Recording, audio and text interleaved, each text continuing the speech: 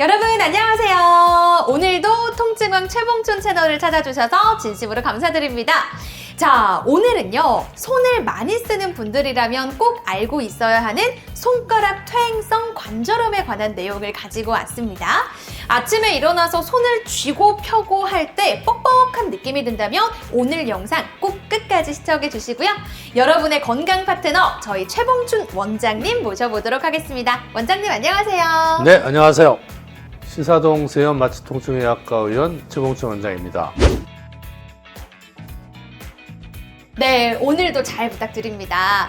원장님, 퇴행성 관절염이라고 하면 보통 무릎에 많이 생기는 질환이다 이렇게 알고 계신 분들이 정말 많을 것 같거든요. 네. 손가락에도 올 수 있다는 건 생각도 못했어요. 네, 그렇죠. 우리 퇴행성 관절염 그러면 뭐가 딱 생각나냐면 무릎 생각나는 거잖아요. 무릎. 맞아요. 퇴행성 관절염이 그럼 딴 데는 안 생기나요? 관절이 있는 부위에는 또 생길 수 있지 않을까. 그렇죠. 관절이 어디 있어요? 손가락이요. 또. 팔꿈치? 또. 뭐 접히는 다양한 부위들? 아까 무릎 있었잖아요. 그렇죠. 예. 그다음에 엉덩이 관절도 있죠. 오. 그죠? 네. 발목 관절. 그다음 발목 관절 있죠. 네. 그죠. 그다음에 어깨도 관절이 있잖아요. 어깨도 있네요. 그렇죠. 생각보다 많은데요? 그다음에 목 관절 있잖아요. 맞네요. 허리 관절도 있네요. 와, 요런 데 다 올 수 있는 거예요? 그럼 이런 관절자 붙어 있는 데는 다 오는 게 관절염 아니겠어요? 관절에 염증이 생긴 거니까 관절염이죠. 근데 관절에 염증이 생기는 원인이 많은데 그 중에서도 퇴행성으로 나이가 들면서 이제 문제가 생기는 퇴행성이라고 그러는데 이런 것이 관절에 여러 군데 올 수가 있어요. 우리 나이 드신 어르신 같은 경우는 손가락 관절 때문에 막 아파하시는 분들이 많아요. 그래서 같이 어느 부위나 다 관절염이 올 수 있다. 특히나 퇴행성 관절염이 오는데 퇴행성 관절염은 말 그대로 관절이 퇴화되고 퇴행성이 돼서 생길 수 있는 것입니다. 그렇군요. 그러면 많이 사용하면 할수록 생기지 않을까 하는 생각이 드는데 맞나요? 그렇죠. 정말 퇴행성이라는 거는 그냥 가만히 놔뒀는데 퇴행이 되지는 않겠죠. 그렇죠. 많이 쓰니까. 많이 쓰겠죠. 네. 그래서 이제 퇴행성 관절염이 많이 오는 분들 보면 무릎 같은 데는 맨날 걷고 뛰고 그러니까 얼마나 관절을 많이 써요. 네. 무릎. 특히나 이제 이 체중을 지탱해야 되니까 많잖아요. 네. 그런 관절염이 있는 반면에 이런 엉덩이 관절, 고관절 같은 데는 많이 쓰진 않잖아요. 우리가 손가락은 많이 쓰죠. 맞아요. 뭐 무릎 다음으로 아마 손가락도 많이 쓸 거예요. 그래서 이렇게 많이 쓰고 그러다 보면은 많이 퇴행성이 빨라지는 겁니다. 우리 어머니들 특히 이제 손 많이 아파하시는데 그 원인이 다 있지 않겠어요. 뭐 빨래, 집안일 뭐 네. 이런 거 등등 있지 않을까요? 이 가사일이라는 걸 굉장히 해보셨어요? 아직까지 저는 가사라고 할 법한 그런 것들은 많이 받고만 잘하지 근데 않았나. 되게 이제 가사, 저도 잘 안 해봤지만 네. 가사라는 생각만 해도 모든 게 손으로 이루어지지 않겠어요. 네, 뭐 청소를 한다, 빨래를 한다, 설거지를 한다, 뭐 모든 게 다 손으로 하는 거지 발로 하진 않잖아요. 그죠? 그러니까 손으로 하다 보니까 손이 많이 쓰니까 네. 손에 관절염이 더 빨리 오게 되는 거죠. 많이 쓰면 쓸수록 어떤 관절에 무리가 오고 그것은 퇴행성으로 해서 올 수가 있습니다. 아파요, 네. 부어요, 그다음 빨개져요. 네. 이것이 바로 관절염의 세 가지 징후예요. 그렇군요. 관절이 아프고 붓고 빨개지고 이러면 이건 관절염이 왔구나 이렇게 얘기를 할 수 있고요. 특히 이제 여성분들은 여성 호르몬의 이제 감소나 갱년기 이후에 더욱더 이런 관절들이 더 빨리 생길 수가 있습니다. 그래서 50대 이후에 월경이 불규칙해지기 시작하는 여성분들한테 이런 게 생기는 것이 더 가능성이 크다고 되어 있습니다. 해당 연령대이신 분들은 조금 더 조심하셔야 될 것 같은데요. 이 손가락 퇴행성 관절염을 특히 조심해야 하는 직업군도 따로 있을까요?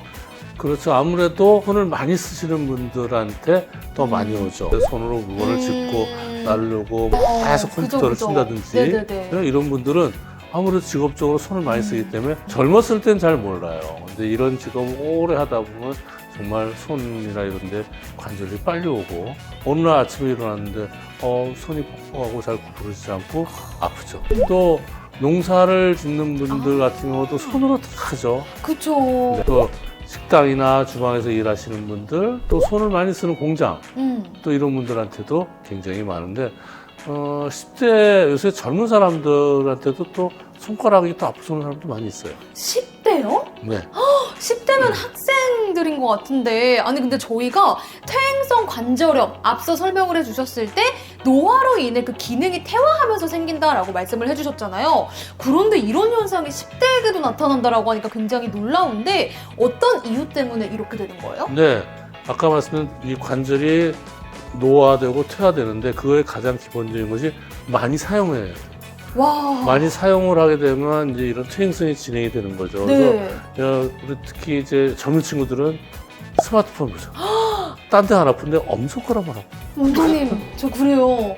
여기도 그렇죠. 네. 엄지손가락 여기요, 여기. 그죠? 여기. 그러니까 계속해서 엄지손가락을 탁탁탁탁 넘기다 보니까 그렇죠. 다른 데는 안 아픈데 네. 엄지손가락이 특히 여기 계시네요. 이렇게 이같이 젊은데도 불구하고 스마트폰이나 이런 걸 많이 해갖고 네. 이런 손가락을 많이 쓰니까 일시적으로 여기에 인대라든지 이런 것들에 의해서 통증이 오는 경우가 있기 때문에요. 그래서 손가락 쓰는 거 좀 자제하시고 좀 쉬는 시간이 필요합니다.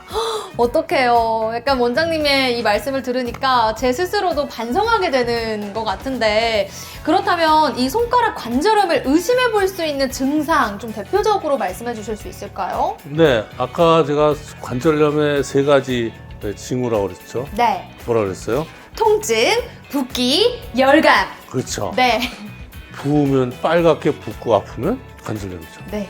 이와 같이 3가지 있는데 이제 특히나 이제 아침에 일어났는데 손이 막 뻣뻣해갖고 10분 정도 계속 있고 나중에 시간이 지나면 좀 이제 부드러워진다든지 또는 손가락의 첫 마디가 굉장히 통증이 오는 경우. 네. 손을 갖다가 사용하지 않으면 오히려 통증이 줄어들어요.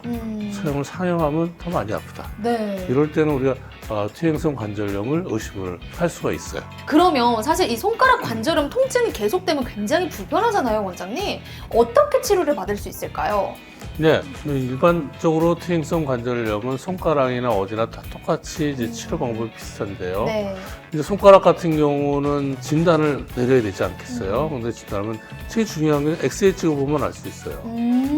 엑스레이를 딱 찍어보면 이 관절 부위가 퇴행성 같은 경우는 이 관절면이 좀 매끈하지 않고 좀 이렇게 울퉁불퉁하고 좀 약간 변형이 오기 시작해서 관절염이 달아서 그런 거예요? 닳고 그런 거죠. 그러면서 관절염의 변형이 오면서 이제 이런 엑스레이에 나타날 수가 있고요. 네.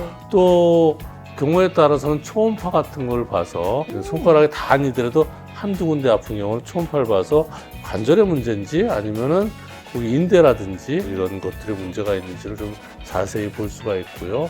더 나아가서는 또 뭐 MRI나 이런 것도 찍어볼 수 있겠지만요. 네. 이제 이런 것들을 통해서 충분히 진단을 내릴 수 있고요. 물론 손가락의 통증의 원인은 물론 관절염만 있는 건 아니에요. 오, 그쵸, 그쵸. 그렇죠? 손가락에는 인대도 있죠. 맞아요. 그 힘줄에 염증이 생겨도 이렇게 아플 수가 있고요. 뭐 어... 부상을 받아서 아플 수도 있죠. 그래서 손가락에 건초염 같은 게 있을 때도 아플 수가 있고요. 또 간혹 우리 통풍 있는 분들은 요산이 배출이 안 되고 몸에 네. 쌓이는 건데 그런 것들이 이런 손가락에 이런 관절에 침범을 해서 통증을 극심하게 나타나는 통풍을 인한 관절염도 있을 수 있고요.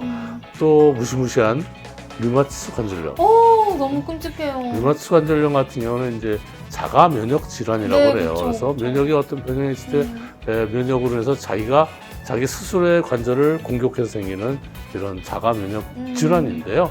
이런 류마티스 관절염이 생기면 뭐 굉장히 통증이 있고 류마티스 관절염은 정말 장기적으로 계속 이 관절을 공격을 하기 때문에 네. 관절이 아프고 또 나중에 제일 문제는 손가락에 변형이 와요. 맞아요. 변형이 와서 손가락이 이상하게 되죠. 네네. 그럼 정말 손을 사용할 수 없기 때문에 굉장히 힘든 장애를 낳을 수가 있기 때문에 빨리 전문의를 찾아서 약물 치료를 충분히 해야 됩니다. 그렇군요. 저희 원장님 말씀을 들어보니까 그냥 손가락이 아프고 뭐 붓기가 있다고 해서 100% 퇴행성 관절염이다. 이건 아닌 것 같고 정말 다양한 원인들이 있다라는 게 느껴집니다. 그러면 이게 또 원인별로 치료 방법도 다 다를 것 같다라는 생각이 들거든요. 그러니까 100% 수술해야 된다. 100% 시술해야 된다. 이건 아니잖아요. 그렇죠. 네. 손가락에 어떤 퇴행성 관절염이 진단이 받게 되면 아까 뭐라 했죠? 이게 왜 생겼는지를 알아야죠. 무슨 모든 병이라는 건 생긴 원인을 치료해야지 안 생기겠죠. 네. 그러니까 많이 사용하고 이걸 무리하게 사용하기 때문에 쉬어줘야 됩니다. 손가락을 쉬어주고 물리치료 같은 거 받으셔서 이쪽에 손가락을 좀 따뜻하게 해주고 혈액순환을 좋게 해주면 그 자체로 관절염이 굉장히 염증성 변화가 좋아질 수가 있어요. 그래서 물리치료를 처음에 받는 것이 좋고요. 네. 저는 항상 이거를 권해드려요. 손가락만 온천을 보내는 거예요. 그러니까 어떻게 하냐면 이렇게 파라핀, 초 있죠. 네. 초를 이런 통에 파는 게 있어요.